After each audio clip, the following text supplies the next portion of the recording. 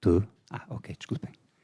Muito boa tarde a todos, senhoras e senhores, caríssimos amigos, sejam todos bem-vindos. Da minha parte, uma intervenção brevíssima, até porque o mérito deste livro é dos coautores presidentes e o interesse desta sessão é o debate que se segue. Por isso, da minha parte, enquanto mero organizador da obra, limito-me a 2 palavras de enquadramento e de agradecimento. Este livro reconhece e enaltece a importância determinante da Revolução Democrática de 1974 para a evolução autonómica de 1976. E celebra os 50 anos da democracia portuguesa na perspectiva da autonomia açoriana, reunindo pela primeira vez os testemunhos pessoais de todos os líderes institucionais da região autónoma dos Açores no pós-25 de Abril. É um documento coletivo que revisita o passado recente com os pés assentes no presente e com os olhos postos no futuro. As palavras conjugadas dos protagonistas políticos do percurso autonómico demonstram, afinal, que os Açores ganharam mais com 5 décadas de autonomia política do que com 5 séculos de controle remoto. E que a democracia nunca é um dado adquirido. E que a autonomia sempre será um processo incompleto. 50 anos de Abril, democracia e autonomia, exercita a memória dos mais velhos e desafia a descoberta dos mais novos. Na sua parte substancial, este livro tem o privilégio de acolher e conjugar os 13 presidentes que lideram os 14 mandatos do Governo Regional e as 3 legislaturas do Parlamento açoriano. Na sua parte complementar, ele acrescenta uma cronologia açoriana da democracia portuguesa, com 80 datas históricas de 1974 a 2024, que recorda e registra figuras e factos da autonomia política. É, portanto, um livro que fala por si e resta-me, por isso, apenas agradecer. Agradecer, antes de mais e acima de tudo, aos seus coautores, os senhores presidentes do governo, sucessivamente, João Bosco Mota Amaral, Alberto Romão Madruga da Costa, Carlos César, Vasco Cordeiro e José Manuel Bolieiro, e os senhores presidentes do Parlamento, cronologicamente, Álvaro Monjardino, de novo Madruga da Costa, José Reis Leite, Humberto Melo, Dionísio Sousa, Fernando Menezes, Francisco Coelho, Ana Luísa Luís e Luís Garcia. Agradecer também à editora açoriana Letras Lavadas pelo acolhimento da iniciativa editorial e pela excelência da obra gráfica.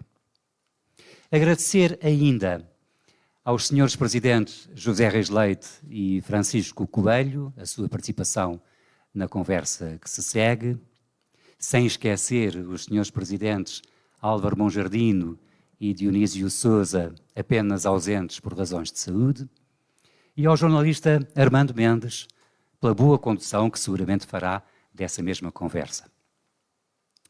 Agradecer igualmente à Biblioteca Pública e Arquivo Regional Luís da Silva Ribeiro, na pessoa do seu diretor Avelino Santos, por bem receber e assim apoiar este livro que nasce aqui na Terceira e segue depois para o Faial e São Miguel.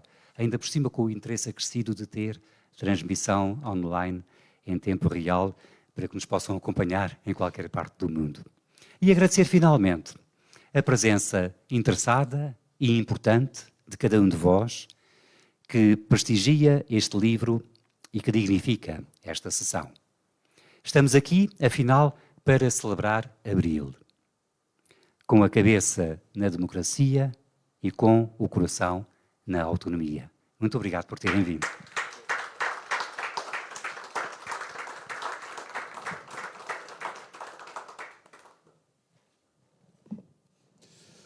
Muito boa tarde a todos. Muito obrigado, José Andrade, pelo convite para moderar uma conversa que se vai seguir. Da tua parte foi uma imprudência agradecer-me antecipadamente, porque a coisa pode não correr bem, portanto... não é bom, é como pagar antes do serviço. Muito bem. Este livro, na minha opinião, é extremamente oportuno, porque reunir todos estes testemunhos quando se comemoram, e comemora-se amanhã, os 50 anos da Revolução de Abril, é da maior importância. Tem estes testemunhos de altos dignatários do poder nos Açores ao longo do tempo histórico da democracia e da autonomia, e também podemos entender este livro como uma espécie de antecâmara ou até um apelo a que os 50 anos da própria autonomia, daqui a 2 anos, em 76, sejam também comemorados condignamente, obviamente certamente com mais publicações, com conferências e com qualquer coisa prospectiva sobre como será o futuro da nossa autonomia. Como disse o José Andrade, vamos tentar... éramos para ter aqui um debate a 4, mas Dionísio de Sousa está adoentado, o Dr. Álvaro Monjardino também, e temos aqui 2 saudáveis antigos presidentes do Parlamento, os doutores Reis Leite e Francisco Coelho, a quem vou tentar lançar alguns desafios, mas depois, no meio disto tudo, se alguém dos presentes na plateia também quiser dizer alguma coisa, acho que também é bem-vindo a este debate. Tenho aqui uma espécie de mote para nossa conversa. O professor Dr. Avelino Menezes publica amanhã um ensaio no Diário Insular sobre a democracia, a autonomia, os populismos, estas coisas que nos afligem, como populismos e outros. E ele conclui o seu ensaio assim: nos Açores, a autonomia é a principal dádiva do 25 de Abril, pois é ela que, entre nós, assegura a prática da liberdade e o exercício da democracia. A autonomia carece, entretanto, de capacidade de criação. É muito curta a simples conversão dos Açores num Portugal dos pequenitos, onde aparentemente as virtudes se acabrunham e os defeitos se agigantam.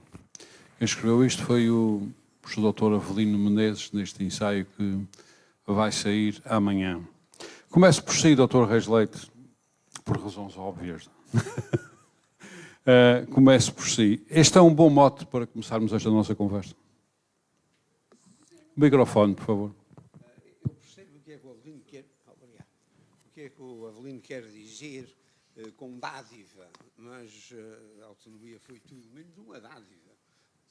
Uma dádiva de 25 de Abril, isto é uma expressão romântica.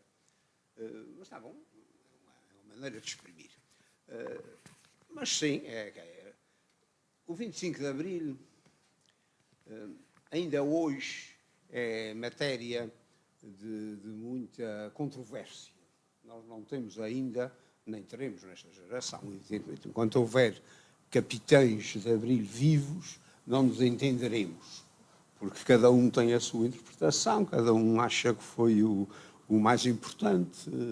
Depois nunca se percebeu muito bem como é que aparece o general Spínola a comandar aquilo tudo. Enfim, é uma coisa um pouco confusa. E vejo que estes novos livros que têm saído, como saem sempre nestas ocasiões comemorativas, e eu tenho lido só os de historiadores, também não há uma leitura uniforme. Uniforme não pode haver da história. A história, como todos sabem, e principalmente aqui o Armando, que é também desta confraria, que a história é sempre uma interpretação daquilo que se passou. Mas nem sobre os factos há muito consenso, de forma que... E para os Açores a mesma coisa, também não é muito linear a leitura que une o programa das Forças Armadas, o programa da Junta da Salvação Nacional, o programa da instituição política dos capitães de Abril, porque é uma sobreposição de opções que vão sendo anuladas umas pelas outras.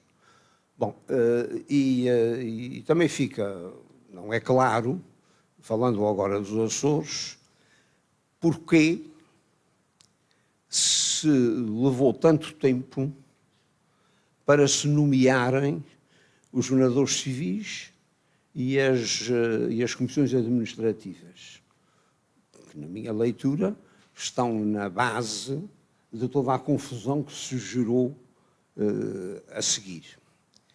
E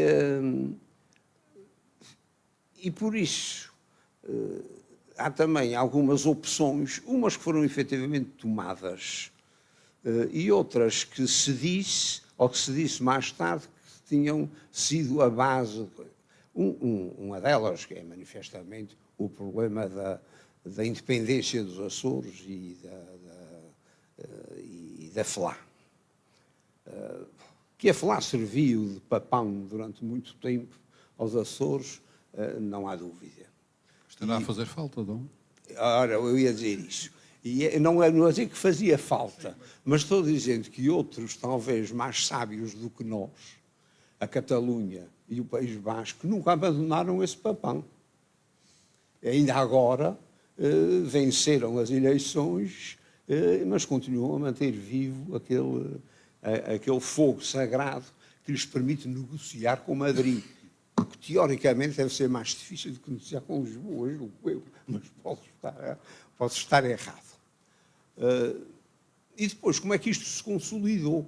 Tem-se dito sempre, e bem, não estou em desacordo, que a grande base da autonomia dos Açores é a democracia, isso não há dúvida. Mas tomaram-se algumas decisões que também são essenciais. Tomou-se uma posição em relação à ideia de que uma verdadeira autonomia que interessasse aos Açores seria regional. E os mais velhos se lembrarão que no início destas propostas para o futuro dos Açores, essa ideia não era nem muito clara, nem muito consensual.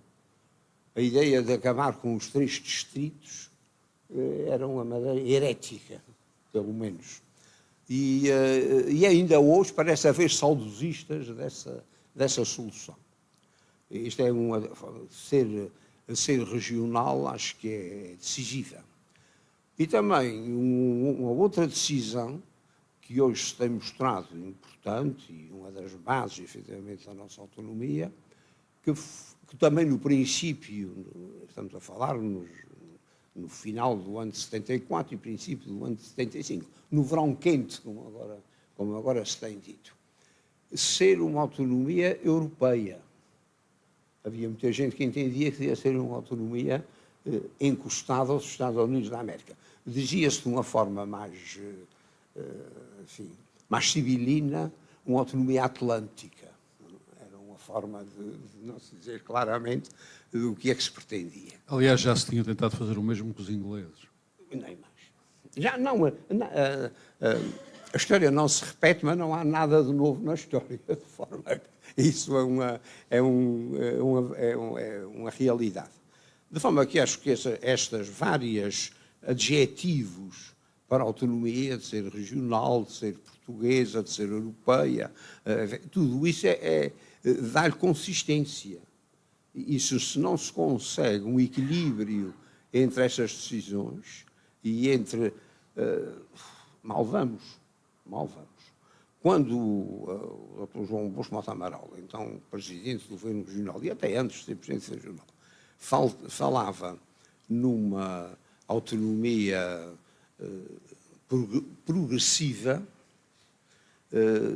escandalizou muita gente e foi imediatamente acusado, como tinham sido outros autonomistas anteriores, também aí não havia nada de novo, de ser um perigoso separatista.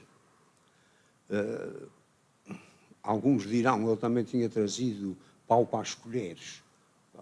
Talvez.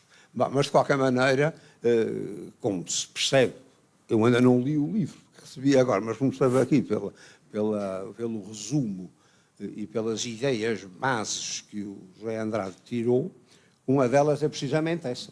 A autonomia não é estática, a forma mais bonita de dizer as coisas, e tem lógica, porque não era possível criar, como alguns gostariam, de ter criado uma autonomia constitucional, outro dos adjetivos decisivos, de uma Constituição imutável. A própria Constituição, pelas circunstâncias do evoluir do conceito de autonomia e do conceito de participação das partes nesse entendimento sobre a autonomia, é óbvio que ela tem que ser evolutiva. O Armando outro dia chamava a atenção, e com razão, num dos seus editoriais, e agora abro aqui um parênteses para dizer, os editoriais são as formas menos bravas de que ele usa no Diário Insular. Porque quando desembesta, põe o seu nome por baixo.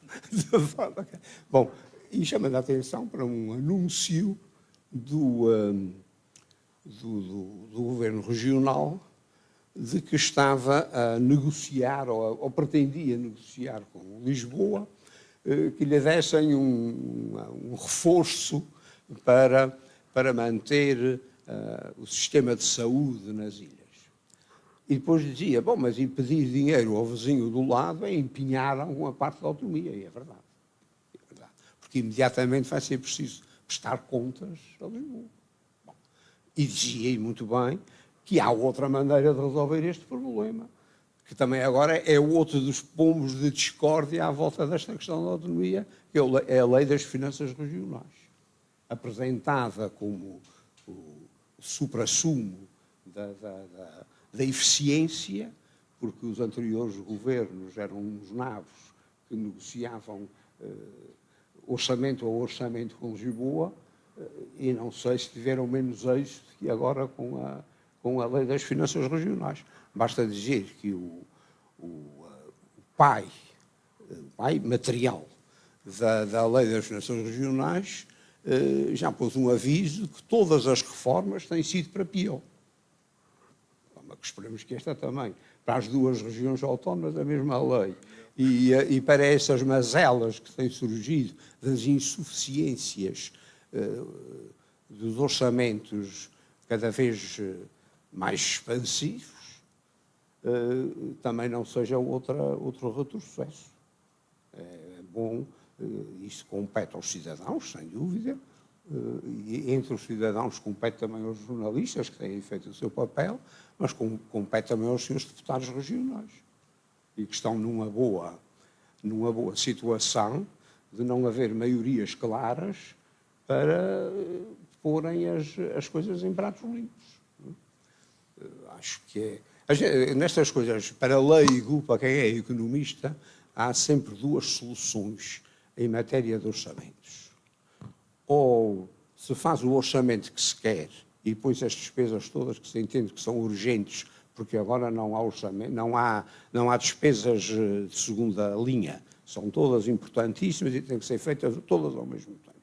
E isso tem um preço que nós portugueses todos sabemos bem como é, e os governos regionais também sabem, que é aumentar a dívida e pagar os juros que os que emprestam exigem. Enfim, não vivemos numa democracia parlamentar e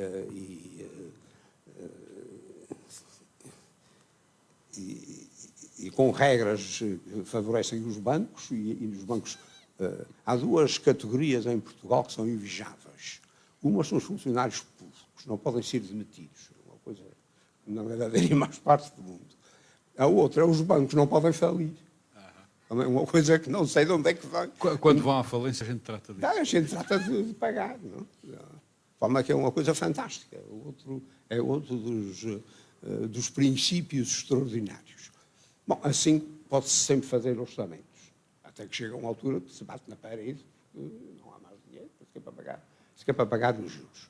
O quadro da Argentina também é um caso difícil de explicar. Como é que se sobrevive a juros que ultrapassam os 100%? São coisas incompreensíveis. Bom, mas isto vinha a propósito das classificações das autonomias. Aqui nos Açores também se poderiam fazer, a gente limitava-se a poder gastar e a poder organizar a vida social, política e económica com aquilo que temos. Bom, mas isso é um assunto que está afastado. Ninguém aceita essas coisas. Pois há sempre os partidos, quanto menos votos têm nos seus grupos parlamentares, mais despesas apresentam. Não se preocupando com as receitas.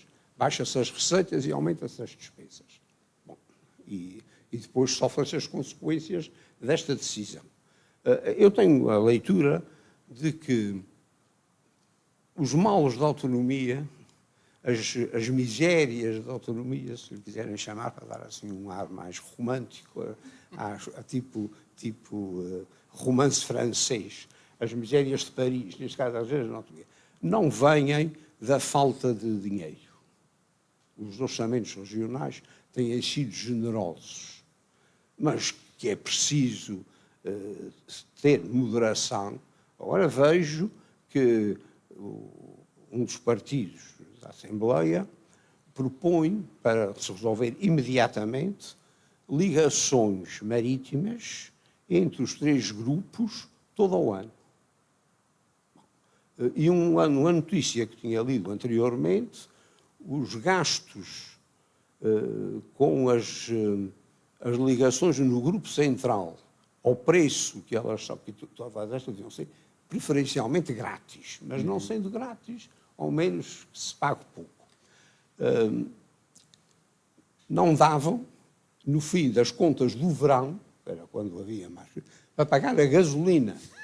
Não, já não se falava dos funcionários, nem dos gastos dos barcos, nem nada disso.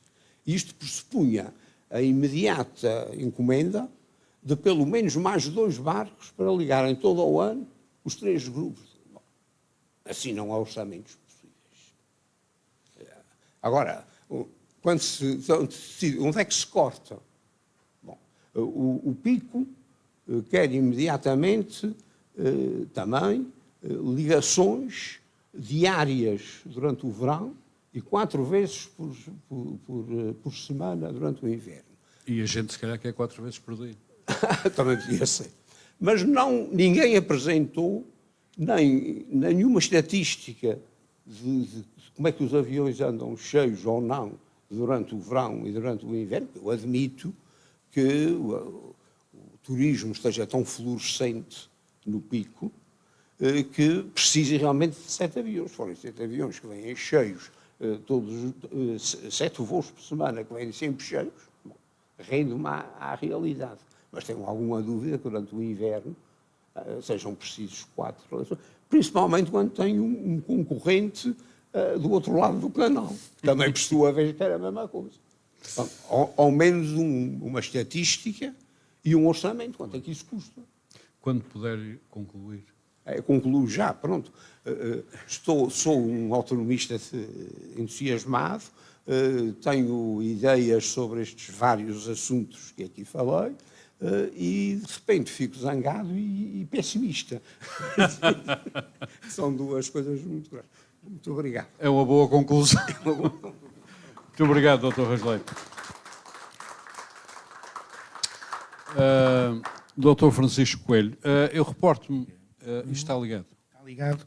Tá. Está. Eu reporto-me de novo ao texto por onde comecei, o texto do professor Avelino Menezes. Obviamente direi o que quiser, como sempre, Mas, Não preciso dar essa recomendação. não. Mas há aqui uma frase que eu gostaria de ouvi-lo sobre ela. É muito curta a simples conversão dos Açores num Portugal dos pequenitos. Ou seja, porque parece-me que isto remete-nos para os tempos da transposição de competências. Ou seja, a gente arranjou aqui um espelho do que havia a nível nacional e depois agora não sabemos bem o que é que devemos fazer com ele. Mas isto é apenas uma parte da questão. Faz favor. Desculpa, o Avelino não vai muito a Coimbra. Não sei. Não é Portugal dos pequeninos, é Portugal dos pequenitos. É pequenitos que ele diz. Ele também escreveu aqui. Eu é que devo ter lido mal. Faz favor, outra vocês escolhem. Muito obrigado. Obrigado a todos pela vossa presença desde logo. Vejo aqui, obviamente, excelentes cidadãos, são todos, mas inclusive também vejo protagonistas importantes em momentos históricos nascentes e por isso também mais difíceis e muito importantes da nossa autonomia e é um enorme prazer e um orgulho, inclusive, tê-los aqui. A primeira, também uma palavra naturalmente para o José Andrade, um duplo agradecimento, quer pelo convite para escrever e deixar um registro sobre a minha experiência e alguma perspectiva sobre a nossa autonomia, quer também por esta oportunidade. Bom, também já percebemos uma coisa, até porque nos conhecemos todos. Pôr o Armando a moderar e chamar-lhe moderador é um risco enorme. E pôr presidentes de Parlamento a falar bem do Parlamento e dos deputados é quase do mesmo tamanho o risco. Mas, portanto, vou tentar resistir a essa tentação, sendo certo que também é natural que o Dr. Rasleito não tenha deixado de falar um pouco numa perspectiva histórica e também é natural que eu recolha um bocadinho, de vez em quando, às tábuas jurídico-institucionais, como também é óbvio. Bom, é bem verdade e sabemos todos, até pelas históricas aspirações autonomistas, que a Constituição reconhece que a autonomia e essas aspirações são bem anteriores ao 25 de Abril. Mas não há dúvida nenhuma de que o 25 de Abril, como Estado nascente, como revolução que não deixou de se tornar num determinado período, e com as convulsões e a própria fragilidade do Estado Central, que isso, durante um determinado período, também provocou, que facilitou em muito o reconhecimento dessas históricas aspirações e que isso foi importante. E que é perfeitamente normal que para nós açorianos, designadamente para aqueles, mesmo como eu, que estavam na segunda classe com 8 anos, quando foi o 25 de abril de 74, que seja muito difícil destrinçar a experiência democrática da experiência autonómica. Obviamente, a democracia, para nós, confunde-se com a autonomia. E não podia ser de outra maneira.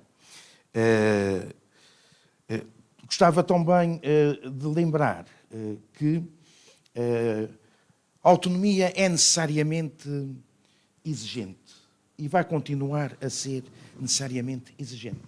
Porque a autonomia só se justifica para uma discriminação positiva dos Açores e dos açorianos. Evidentemente que nunca ninguém pensou, embora teoricamente seja possível, usar a nossa autonomia fiscal ou a capacidade de adaptação fiscal para criar um imposto a acrescer aos impostos nacionais. Penso que não faria grande sentido. Penso que todos nós percebemos que a autonomia existe para compensar as deseconomias, as fragilidades económicas, sociais, que, naturalmente, pela nossa geografia, pela nossa história, pela nossa dimensão, o Portugal Atlântico tem. E isso também, relativamente aos tempos que correm, talvez signifique uma diferença de monta relativamente a outro tipo de autonomias até próximas, como em Espanha, como a Catalunha, por exemplo. Além de haver obviamente, reivindicações e aspirações diferentes, baseadas desde logo também numa língua diferente. A verdade é que a Catalunha é, para além das diferenças territoriais e, sobretudo, demográficas, há também enormes diferenças de riqueza, mesmo ao nível de Espanha. Ou seja, a autonomia e as nacionalidades, por parte, sobretudo, das autonomias históricas, têm a ver com, para resumir, e de forma coloquial, porque é que nós havemos de estar a pagar os outros, as outras autonomias. Nós estaríamos muito melhor sozinhos, não teríamos que dividir a nossa riqueza. Obviamente que as autonomias portuguesas, insulares, não podem pensar dessa maneira. Pelo contrário, a nossa autonomia sempre foi, justamente, dignamente, naturalmente, uma reivindicação de justiça, uma reivindicação de solidariedade. E, portanto, isso, desde logo, também implica algumas diferenças. É claro e é positivo que nós não estejamos nunca satisfeitos com uma autonomia que queremos dinâmica, com uma autonomia que se tem que adaptar aos novos tempos, com uma autonomia que nasce e também devido a uma opção estratégica que o Portugal Democrático fez. Desde logo, também é fundamental lembrar aqui o slogan da Europa Connosco, de 75, e de Dr. Mário Soares, uma autonomia também que desde cedo também aspirou a uma Europa que era também, hoje é bem menos, uma Europa das regiões e uma Europa onde, durante algum tempo, houve a esperança fundada que, com o princípio da subsidiariedade, etc., essa Europa também servisse de arrimo à própria autonomia e ao desenvolvimento da autonomia. A Europa, ao invés de há uns tempos esta parte, passou a ser, sobretudo, uma Europa de Estados, em vez de ser uma Europa de regiões, passou a ser uma Europa mais económica e liberal do que uma Europa social, e, se calhar, o grande objetivo, que hoje já não nos podemos esquecer, ou temos que nos voltar a lembrar, da fundação dessa Europa pós-Segunda Guerra Mundial, foi, obviamente, a paz, que também, recentemente, até essa, também começa a ser posta em causa e a levantar novos desafios, e desafios muito importantes, fundamentais à própria Europa. E, portanto, penso também que é fundamental nós percebermos isso, e é fundamental nós percebermos essas novas realidades, que novos desafios é que trazem à própria autonomia. Uma coisa, por exemplo, que eu penso que não tem sido devidamente tratada, é nós pensarmos, por exemplo, esta última revolução tecnológica e digital, os desafios que ela também traz à própria autonomia.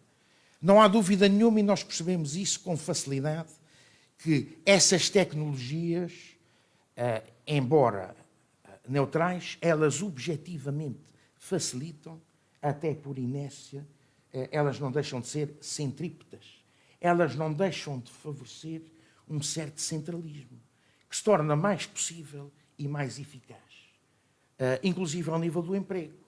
Quando a contabilidade da BA4, da, entre aspas, base americana, onde trabalhavam também aí um conjunto razoável de portugueses, passou a ser feita a partir de Norfolk, é porque a tecnologia permite isso. Não é? Quando, se calhar, algumas empresas, para falar nas pretensamente mais eficazes, ou mesmo mais eficazes, como telecomunicações, têm um serviço até de apoio ao cliente centralizado, e quando nós nos queixamos da velocidade da net, eles entram remotamente em nossa casa e dizem quantos aparelhos e que marcas estão ligados à internet fixa deles.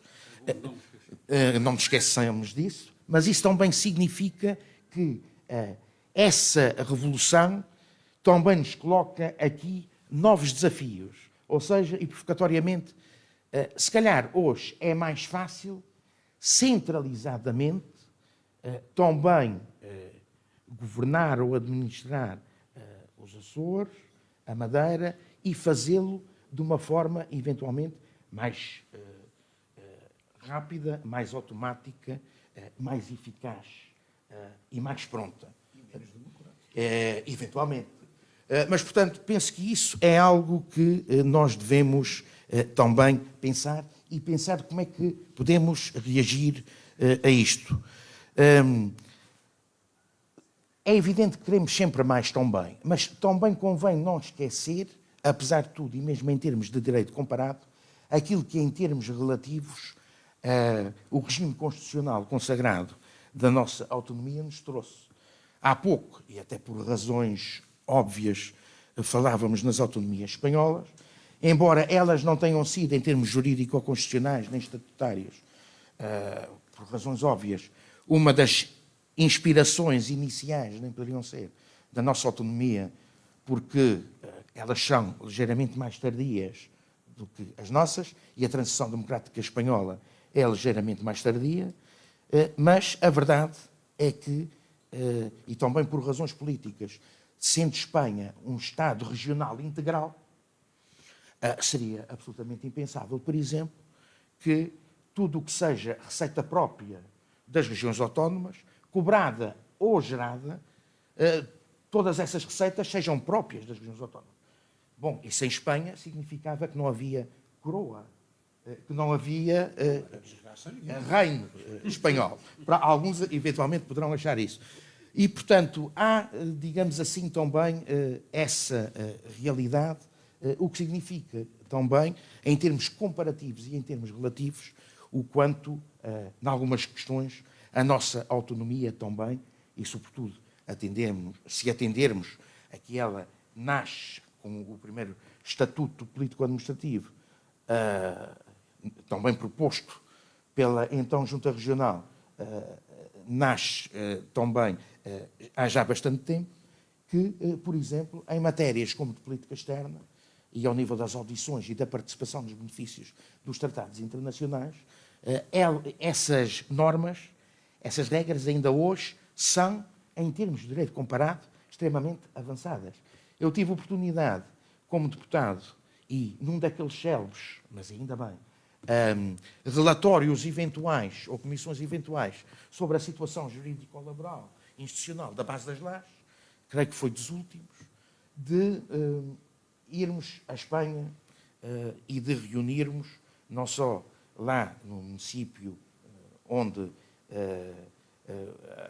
aquela base do Sul está instalada, Moron, como inclusive de reunir com também a Presidente do Parlamento e depois também com o próprio Ministério da Defesa. Bom, a senhora Presidenta, ainda não tínhamos tido uma Presidenta do Parlamento, muito simpática, recebeu-nos, mas despachou-nos de forma simpática e delicada, mais ou menos com: bom, nós gostaríamos de ser úteis, mas o nosso Parlamento não tem nada a ver com a questão das bases militares, não temos competências nessa matéria, portanto não sei em que medida podemos ser úteis. Nós, desde o primeiro relatório que revelou o acordo técnico que até então era secreto, que nos metemos, consideramos importante nas coisas positivas, nos danos colaterais, nos benefícios, relativamente à questão da base das lajes que está no nosso território. Já agora, Dr. Reis Leite, uma lei de finanças regionais não é mágica, concordo, mas havemos de convir que numa democracia, num Estado de Direito, é melhor tê-la do que não tê-la. E, portanto, não havendo uma Ministra das Finanças, depende, que, não sei se está a pensar em alguém, que fica suspensa agora durante uns tempos. Isso não convém. Mas disse. não ter é pior do que suspensão, é uma suspensão definitiva e eterna. Já disse. Sim. Mas, portanto, penso também que, apesar de tudo, as coisas estarem devidamente previstas é importante e dá-nos algumas garantias. A autonomia, para terminar, não está acabada, nunca vai estar. Os desafios são novos, são cada vez mais exigentes. Até porque também, conforme tivemos oportunidade de ver, designadamente com as mudanças ao nível europeu, com as mudanças ao nível da tecnologia, é preciso continuar sempre a adaptar-nos, é preciso continuar sempre a reivindicarmos aquilo a que temos justiça, é preciso, sabiamente, gerir a tensão inevitável e eterna, seguramente, entre uma certa afirmação da nossa identidade e da nossa autonomia por separação, com as necessidades cada vez maiores que a globalização, não só tecnológica, mas também implica de maior coordenação, maior cooperação e, até um certo ponto também, alguma integração, mais que não seja a esse nível de gestão entre também o Estado Central e as próprias autonomias. Penso nessa medida que esses desafios para o futuro são mais importantes de que a história que se foi construindo, naturalmente com dificuldades, mas em que também, e relativamente à região autónoma irmã, que o seu presidente, o seu primeiro presidente, aqui na década de 80, e perante um primeiro-ministro centralista, definiu dizendo que, ao contrário dos Açores e da Guerra das Bandeiras, nós não guerreamos por bandeiras, guerreamos por milhões. Nós aqui continuamos, e penso que é útil, a guerrear por bandeiras e continuamos em termos também, mas achamos que as bandeiras também podem trazer milhões e prever milhões, como a Lei das Finanças Regionais, e continuamos, dizia eu, ao nível jurídico-constitucional, a propor e a ter e a construir consensos sobre aquilo também que deve ser o aperfeiçoamento da autonomia constitucional e da autonomia estatutária dos Açores. Para já ficava por aqui. Muito obrigado. Doutor Francisco Coelho, muito obrigado. José Andrade, eu acho que estamos bem, podemos continuar mais um pedacinho. Até porque acabei de ter uma ideia.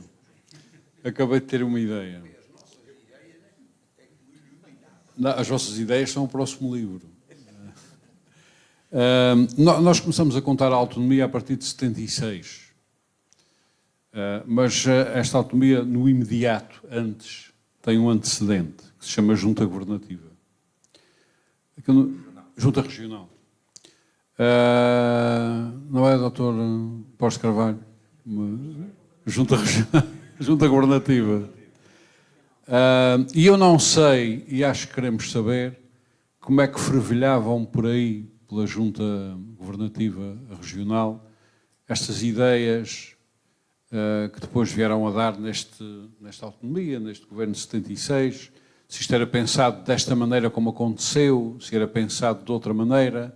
Importa-se que eu lhe peça que fale um pouco sobre isso. O que é que se pensava na Junta Regional sobre o que é que viria a ser a governação dos Açores? Seria aquilo que acabou por ser a partir de 76? Haveria outras ideias? Posso passar o microfone? Obrigado. Se não estiver contaminado, pode.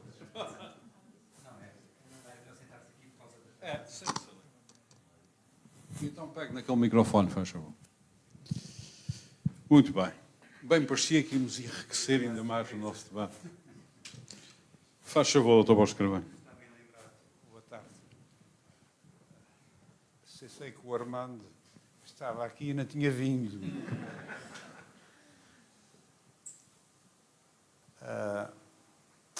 A questão que o Armando levanta, eu acho que é muito pertinente. A ideia que havia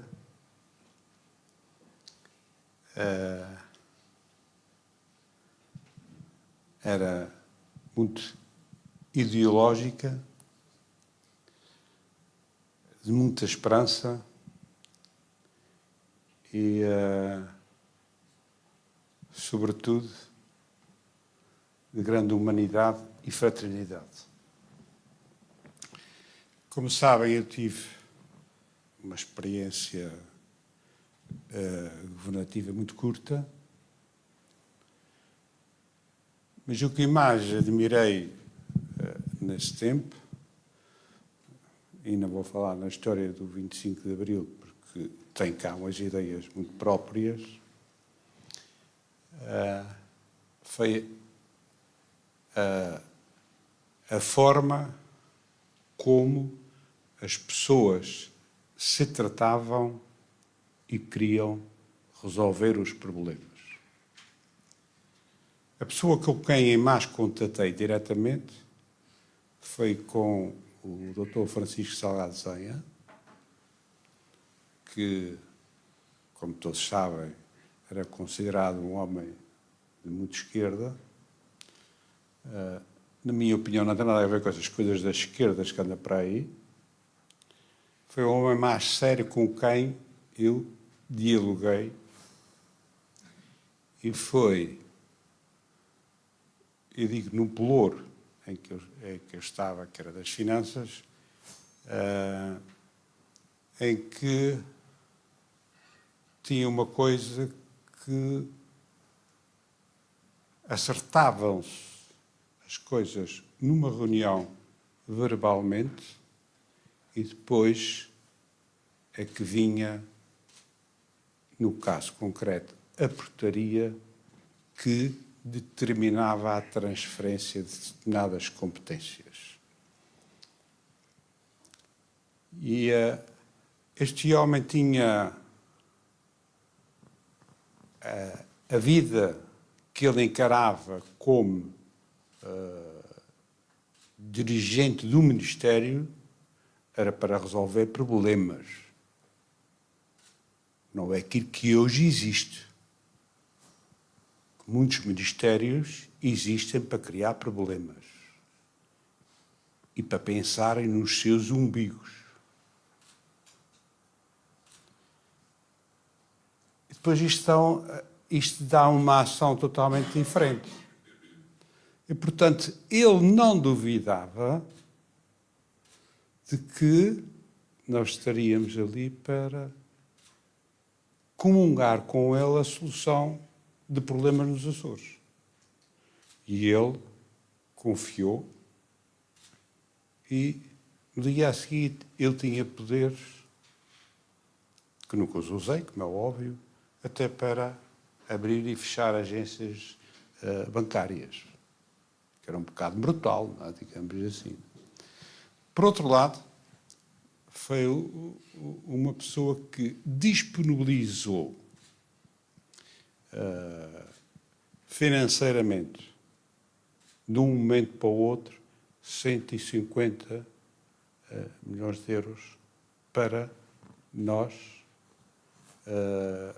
para a administração local. Porque isto havia tudo uma penúria. E depois eu andei com o vogal que estava encarregue dessa área, aqui a percorrer os Açores, e, de acordo com as necessidades e capacidades de execução, com as diversas autarquias, a acertar o que é que era para cada um. Eu dou este exemplo porquê? Por duas razões. Primeiro, passado pouco tempo de estar na Junta Regional e por causa dos movimentos que surgiram à volta da autonomia e outras coisas, devo dizer que no início havia mais união entre açorianos do que existe hoje. Porque havia um elo de ligação entre todos os açorianos. Havia um espírito de solidariedade e de fraternidade. Hoje não existe. Hoje o que há, os interesses económicos a dominarem a sociedade que nós temos. Depois eu cometi um pecado mortal na altura, que foi apresentar um pequeno estudo, obviamente que foi realizado tecnicamente pelo meu cunhado, Dr. Alberto Pinheiro, demonstrando que a região seria insustentável, o problema da sustentabilidade. Mas, nessa altura, fiz a distinção que, de facto, o ex-distrito de Ponta Delgada era aquele que, naquele momento, tinha receitas para fazer face às despesas correntes. E hoje é aquilo que a gente vê. Não é? Por outro lado, há uma coisa que estranho muito hoje, é que normalmente hoje quem exerce, não, e há muitas exceções, felizmente, mas quando chega a ministro, ou secretário de Estado, ou até deputados, estão logo acima da lei. Por isso, quando eu ouvi falar aqui nas finanças locais, com quem teoricamente estou de acordo, mas o problema não está nas leis. Está no respeito e no cumprimento das leis. Que é aquilo que a gente mais vê. E depois, o que acontece normalmente, os senhores deputados acusaram que há 8 anos não cumpriam, hoje acusam-os de há 20 anos e depois andamos sempre nesta história. Hoje, a democracia quer dizer governo do povo. Eu às vezes falo com algumas pessoas e dizem-me que nem conhecem os deputados da terceira. O que é que o fundamental que era necessário fazer? Eu estou de acordo que era necessário fazer uma revisão das leis das finanças locais, com outro espírito, com outra visão. Finanças regionais. Finanças regionais, desculpa. Mas com outro espírito e com outra visão. Com a visão de que os Açores são 9 ilhas. E era necessário, que é uma coisa que até é inconstitucional, os senhores deputados, depois de serem eleitos, são deputados regionais, não são deputados da ilha A ou B ou C. E têm que saber integrar a população que representam e a ilha que representam no todo. Não pode ser o contrário. E, portanto, o caminho a percorrer, eu acho que é muito grande. Muito obrigado, Dr. Borges Carvalho, pelo seu testemunho, que vem desde o tempo da Junta Governativa Regional, acho que era o nome, não é? É um complemento muito bom a quem já está no tempo pós-76, tempo da autonomia. Nós muito obrigado. Nós vamos encerrar esta sessão dentro de pouco tempo. Só tem mais uma pergunta a colocar aqui a estes dois ex-presidentes, mas o Dr. Costa Neves queria colocar uma pergunta, é isso? Queria colocar uma pergunta. Então faz favor. Vou ser rápido e vou aproveitar aquela plateia. E espero não demorar muito. Aliás, queria fazer uma pergunta para colocar uma questão. E tenho uma pergunta para si também. Eu acho que tenho uma pergunta para todos. E cada um agarrará naquilo que entender que lhe é mais dirigido. Eu creio, e há aqui quem assistiu a esse tempo, o Dr. Reis Leite referiu-se a isso, o José Adriano Borges de Carvalho também se referiu a isso, que não foi sempre certo que o modelo da autonomia fosse este. Que houve debates, que houve buscas, que houve compromissos. Que houve compromissos a que eu chamo compromissos primordiais. Que era a existência de uma região autónoma, mas uma região autónoma composta por 9 ilhas. É isso que leva ao Círculo de Ilha, é isso que leva à existência do governo localizado em 3 diferentes cidades de então, é isso que leva à criação posterior do Conselho de Ilha e, portanto, a valorização da região como, digamos, um total, sem esquecer as parcelas. E a soma das parcelas a dar à região, portanto, numa confluência assim e assim. Horizontal, de baixo para cima e de cima para baixo. Pois, o que eu vou sentindo é que essa coesão entre ilhas se vai esbatendo e que os compromissos primordiais se vão quebrando. E se esses compromissos primordiais se quebrarem, e se me disserem, como um deputado do PSD, por exemplo, já me disse, que efetivamente, porque não o governo todo concentrado em Ponta Delgada, eu receio bem que uma das bases essenciais da autonomia seja posta em causa, mas gostava de ouvir a vossa opinião sobre isso. A segunda questão, talvez beneficiando da minha experiência local, regional, nacional e europeu, era para dizer que penso que não se chega ao europeu sem passar por nacional. E, portanto, não se tenha ilusões que contra o nacional se faz o que quer que seja no europeu, apesar do Comitê das Regiões. Portanto, não haja ilusão nenhuma. A nível nacional, desculpem a expressão que não está à altura desta reunião, eu não vou utilizar a expressão. No meio da expressão vinha tintas, mas eu não vou usar tintas. Vou dizer que autonomia, eles que se desenrasquem, estão para lá. E muitas vezes têm a resposta do lado de cá, de que isto é autonomia, não queremos saber deles, quando me parece indispensável a ligação entre estes três níveis, e acrescento o quarto, local, em que cada vez há mais diferentes competências e em cada vez elas coincidem mais com competências regionais que desenvolvem em concorrência ou em paralelo. Ou seja, habitação, ou seja, desporto, ou seja, cultura, ou seja, orla marítima. Todas essas áreas hoje são concorrenciais, o que leva ou a conflitos, ou a ninguém mexer em nada, ou a todos quererem mexer. Bom, e portanto estamos nesta situação mais ou menos obscura, digamos assim. E por último, também gostava de se perguntar se acham que de alguma forma se pode dizer que uma autonomia de ideais se transformou numa autonomia burocrática, ou numa autonomia já mais administrativa, mas que se envolve de uma forma burocrática e sem o ideal que talvez só seja possível nas primeiras horas. O Dr. Reis Leite falou de quando se falava na autonomia dos Açores e autonomia progressiva, dizia-me que éramos separatistas.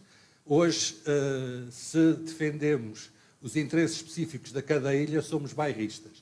E normalmente somos bairristas, acusados de bairristas, por quem é mais bairrista. E, portanto, parece estarmos proibidos de defender os interesses específicos.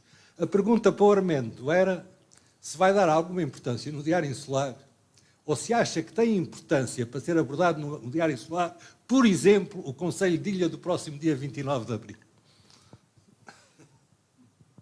Cujo tema? O tema é o parecer sobre o orçamento e o plano de 2024. 4. Muito obrigado, Dr. Constantino, pelas suas questões. Então vou sugerir o seguinte: nós não vamos prolongar isto muito mais tempo, porque o jantar espera, mas cada um responderá como entender, embora sucintamente. Vou começar pelo Dr. Reis Leite. Faz favor, tenho aqui o microfone para si. Eu vou começar por um tema que já me tinha deixado aqui alguma questão para levantar, mas que o Carlos Costa Neves, com a sua experiência parlamentar europeia, colocou de uma maneira mais clara. O Francisco, quando falou aqui nas questões europeias, usou uns termos que são os que estão em voga e aqueles que são no politicamente correto usados, mas que eu tenho algumas dúvidas sobre eles. A Europa, uma vez que falou dos pais fundadores da Europa a seguir à guerra, tinham uma ideia que era compreensível e queriam fundar uns Estados Unidos da Europa, porque tinham os olhos postos nos Estados Unidos da América, tinham acabado de ser os grandes vencedores, se bem que o Churchill batesse com o pé no chão, a verdade é que eles é que foram os vencedores da Europa. Isso depois foi abandonado e falar em federalismo europeu hoje em dia é um pecado mortal, como há bocadinho se falou aqui. Um pecado mortal para os católicos, para os outros. Esse problema não se põe. E depois falou numa coisa que está a Europa das regiões, que é um artificialismo para outra coisa. Porque quem fala da Europa das regiões que não existiu, queria falar, e era isso que queria dizer, mas também não era politicamente correto, era a Europa das nacionalidades. E o problema espanhol encaixa aí. A grande diferença entre o poder, a questão do regionalismo, falsamente dito, na Espanha, é porque é entre nações. A Espanha é um conglomerado de nações. Por isso é que eu digo que... E nós escapamos de lá. Eu não tenho nada contra a rainha Letícia, principalmente, nem contra a futura rainha Leonor, e muito menos contra o Filipe VI. Mas... Quarto? Não. E os outros? Contra o Filipe IV tenho alguma coisa a ver. O quarto foi o que nos andou a chatear. O quarto é que nos queria engolir. Não, isso era o segundo. Oh, filho, o meu amigo tem que rever a história. Bom, mas não entra para o caso. A história, o que interessa aqui para o caso, por isso é que eu dizia que se o rei da Espanha desaparecesse, não vinha mal ao mundo. Até por se chamar Filipe. Se chamar Filipe. Mas é uma questão secundária. Mas o Carlos pôs o problema aqui. Não havendo uma Europa das nações, tem que haver uma Europa centralizada. Por mais que se criem depois alguns conselhos, chamemos-lhe assim, subordinados. E daí vem a questão das regiões ultraperiféricas, que também é um conceito um pouco absurdo, porque meter os Açores que passaram de ilhas adjacentes a ultraperiféricas. Ultraperiférica, como a Terra é redonda, vai chegar cá outra vez, não? Passamos lá pela Reunião e vimos ter outra vez. Bom, mas isso... E aí estou de acordo. Efetivamente, o problema tem que sempre passar pela Europa dos Estados, que é o que existe.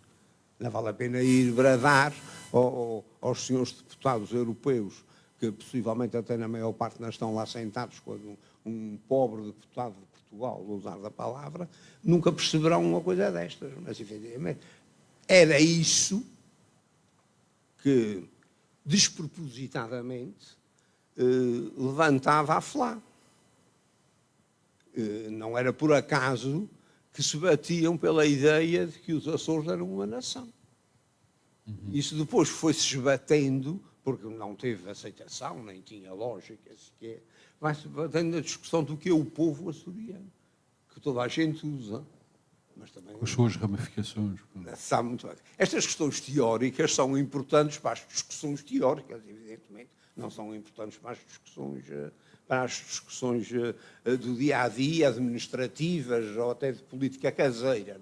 Não estou a ver o Presidente do Governo Regional ou o Presidente do Parlamento chegar ao Parlamento e dizer: eu venho aqui porque esta coisa da Constituição vai ter que ser alterada, porque nós somos uma nação e, como tal, os meus amigos têm que arranjar aí uma maneira de respeitar o povo açoriano.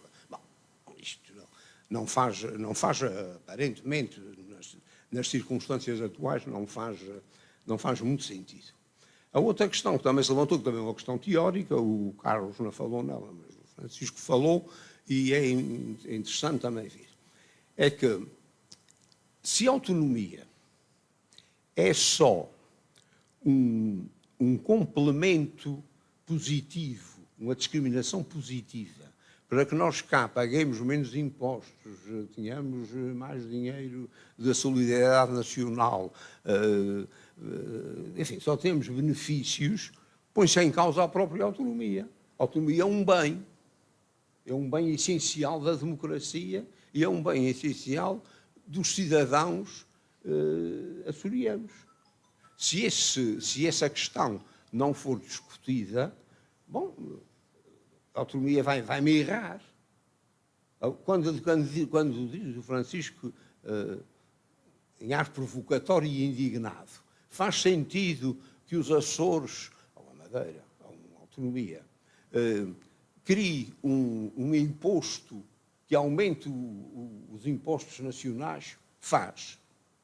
Em caso de urgência, em caso de catástrofe, faz ideia. Neste momento, os impostos nos Açores Isso podem pode subir fazer com que o 60%. governo caia no dia seguinte e os senhores É a morte do artista. sejam expulsos. Mas faz sentido.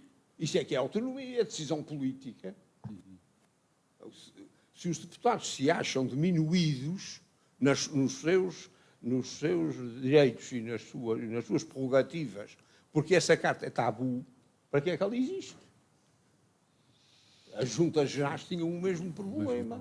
Ainda outro dia, nas memórias, e não estávamos em democracia, mas nas memórias do Dr. Cândido, lá vem uma nota sobre uma coisa que o Dr. Cândido, que não era nem autonomista, nem democrata, confessadamente, que não estou a insultar, foi ter com o Sr. Ministro, e o Ministro disse, mas para fazer as estradas dos Açores, os senhores têm que pagar uma parte. E eu, isso não é possível. Vão lá para casa fazer contas e depois venham cá.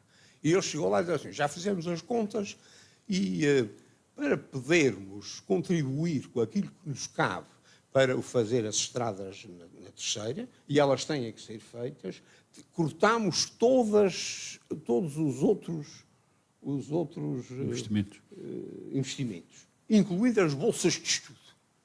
Bom, e o Ministro disse, mas isto não pode ser. E o Ministro, tem que ser, porque a gente não tem mais dinheiro. Mas então tem aqui uma solução que tirou da algibeira. Os senhores não pagam nada e nós montamos uma junta nos Açores, no distrito de Angra, para fazer as estradas. Dr. Cândido, e aí que eu digo, nem era autonomista, nem era democrata, disse, mas isso é ótimo. E mandou um telegrama para a Junta Geral de Angra, cujo presidente ele é que nomeava, ele, presidente da PEU, diretor do distrito, que teve um lampejo, disse, senhor governador, mas isto não pode ser. Isso é a mesma coisa que acabar com a autonomia. Bom, é a escolha. É a escolha política. A autonomia da qual eu não queria saber. É a escolha política. A autonomia, um belo dia, não creio que seja nos próximos tempos, pode ser confrontada com uma coisa deste género e tem que dar uma resposta. Ou abdicam da sua capacidade de aumentarem os impostos e sofrerem as consequências, ou dizem, nós não podemos aumentar os impostos e não se faz o que é preciso fazer. Mas isso é a escolha. Eu acho que a autonomia tem que ser vista para os bons e para os maus momentos. Muito bem. Não comungo dessa ideia de que as coisas más as assembleias não fazem. Era muito confortável, mas não pode ser. Muito obrigado, Dr. Reis Leite. Dr. Francisco Coelho, das questões que foram aqui levantadas... Diga. Perguntou, mas valia a pena dizer. A Junta Regional... Vira o microfone para si. A Junta Regional tinha um papel que, digamos, era a sua função principal, que era fazer o Estatuto Provisório dos Açores. E isso é que era o resto, se arranjou mais dinheiro, se arranjou menos dinheiro, se tratou bem as câmaras, é secundário. Porque também viveu muito pouco tempo. Pois está bom, fez e bem bom que fez. Aliviou o primeiro governo regional. Está bom, está muito bem. Mas a grande função, que aliás eu julgo que não devia ter tido, mas como eu nessa altura era independente e diretor do Diário Insular, duas coisas muito boas. O problema era o seguinte, eu compreendo que a gente estava no verão quente de 75, ninguém se entendia, que a Assembleia Constituinte estava cercada, que os queriam vencer pela fome, tudo isso é verdade. E por isso era preciso aproveitar, ninguém sabia em que é que ele ia acabar, e podia acabar não haver Constituição. De forma que era muito bom que aproveitar a ocasião para aprovar o mais rapidamente possível um Estatuto para os Açores. Não tenho dúvidas sobre isso. Mas gostaria que a primeira reunião da primeira Assembleia Legislativa Regional dos Açores tivesse sido para fazer o Estatuto Autonómico dos Açores. Assim já deu menos trabalho, já estava feito. Isso é secundário. Mas Estatuto. A Madeira só teve um em 1990. Muito obrigado, Dr. Rosleito. Dr. Francisco Coelho, das questões que foram levantadas pelo Dr. Costa Neves, tem algumas sobre as quais queira dizer alguma coisa? Sim, senhor. Bom, a respeito da Europa das regiões, é evidente, aliás, isto da União Europeia também é preciso ter algum cuidado, porque é extremamente perigoso, por exemplo, aos alunos de Direito da União Europeia serem cábulas e não irem às aulas, porque vão ler o Tratado da União Europeia e vão descobrir que a Comissão deve ter, creio que 16 comissários, 16 ou 18. É o que diz o Tratado da União Europeia. Depois houve uma reunião de conselho que fez uma deliberação em que era politicamente conveniente que a Comissão continuasse a ter um representante por cada Estado-membro e continua a ter 27 comissários. Isto para dizer o quê? Para dizer que o Tratado da União Europeia continua a falar na Europa Social, continua a falar na Europa das regiões e, evidentemente, que com diversos interesses políticos também houve uma determinada altura que, designadamente às autonomias, era importante, sob o ponto de vista da descentralização, ter um novo guarda-chuva, digamos assim, que passava um bocadinho, ou tentava passar, à latra dos Estados e que tinha respaldo na própria União Europeia. Mas é evidente que isto, há já uns bons anos, que a União Europeia regrediu em termos práticos nesse aspecto, quer em termos da Europa Social, quer em termos do reforço prático do peso dos Estados e do Conselho, como se viu a respeito do número de comissários que a União Europeia continua a ter. Bom, o Dr. Costa Neves tocou num aspecto... Só uma maldade. Isso só quer dizer que, ao contrário do meu amigo tanto defende, as leis valem o que valem e qualquer um as pode mandar às malvas. Em alguns casos, uma ordem de liberdade, o direito é uma ordem de liberdade. Kant tinha a esperança que a norma fosse um imperativo categórico. Não sei se tinha toda a razão. Uma coisa é certa, é também uma ordem de liberdade.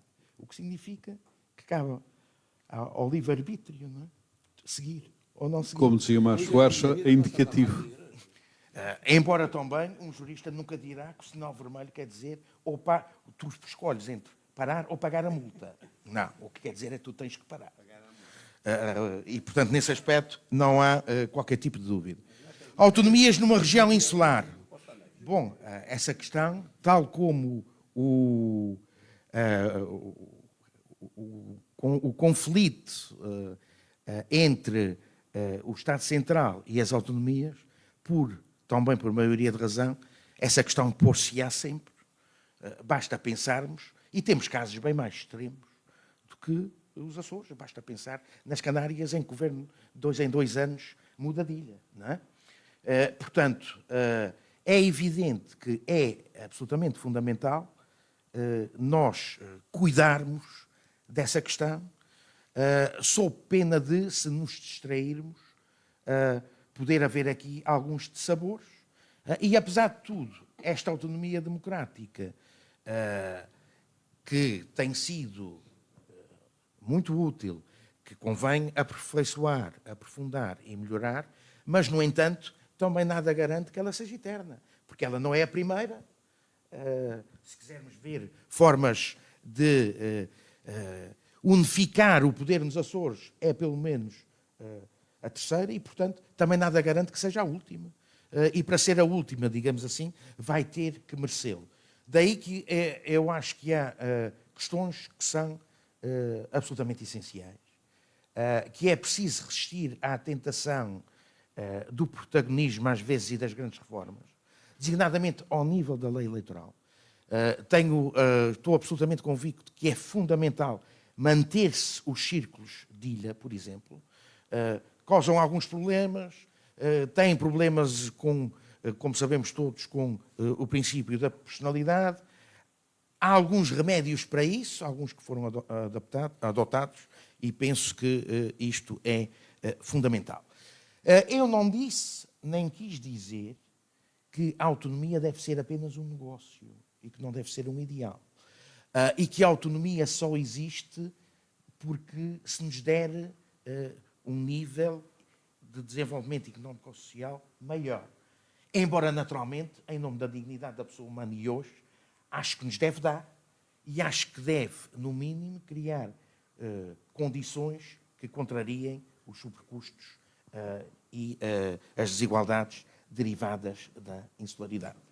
Mas é muito bom, Dr. Rasleito, repetir de que a autonomia também é um ideal e que é fundamental defender os princípios da competência.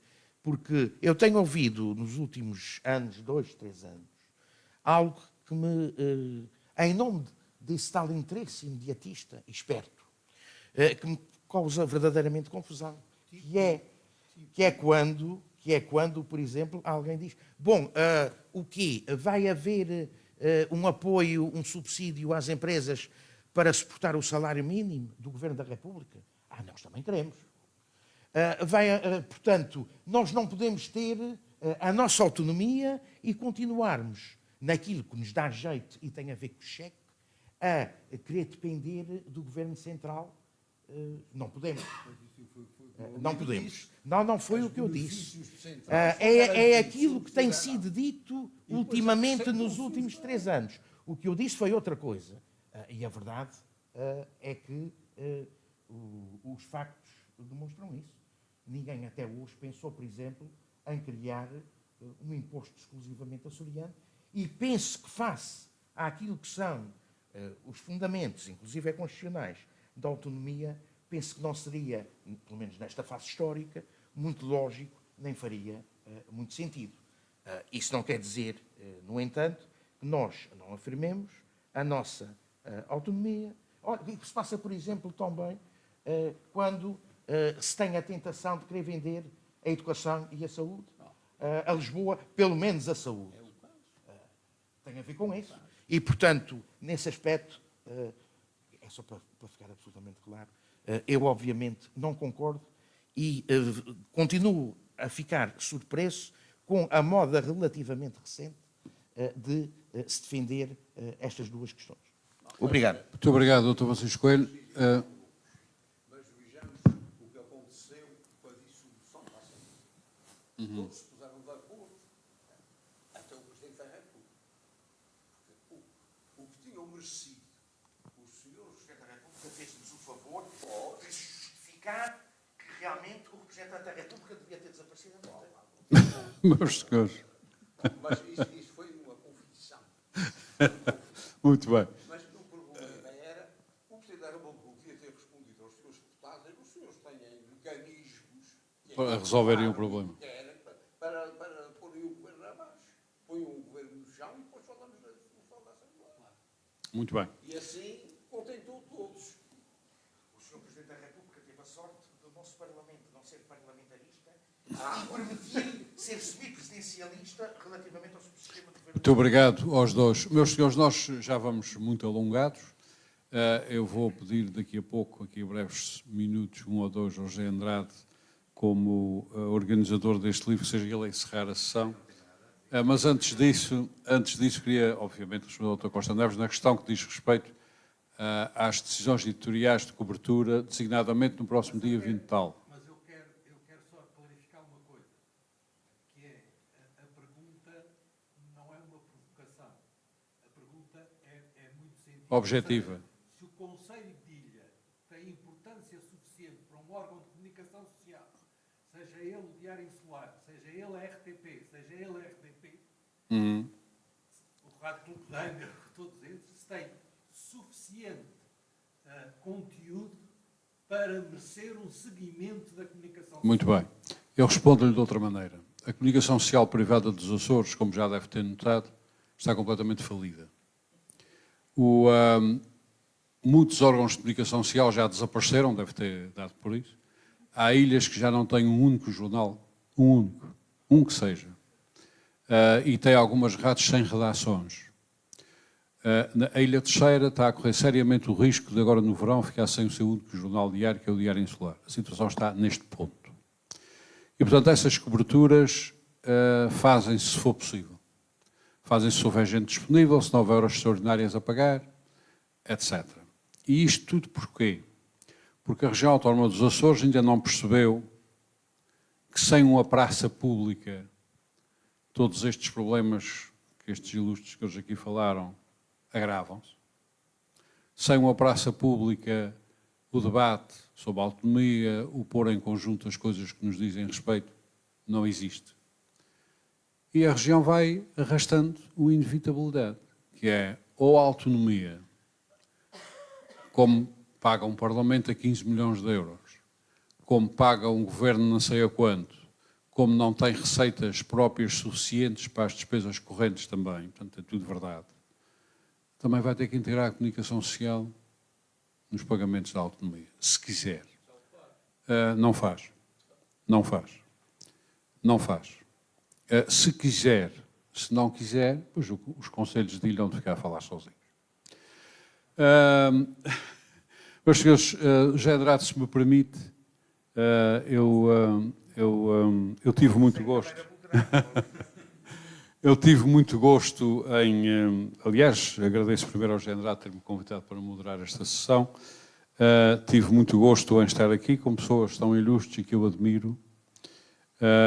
E algumas me fazem falta, por exemplo, no meu debate, designadamente estes dois. No meu debate que eu tenho na Antena 1, as pessoas fugiram-me.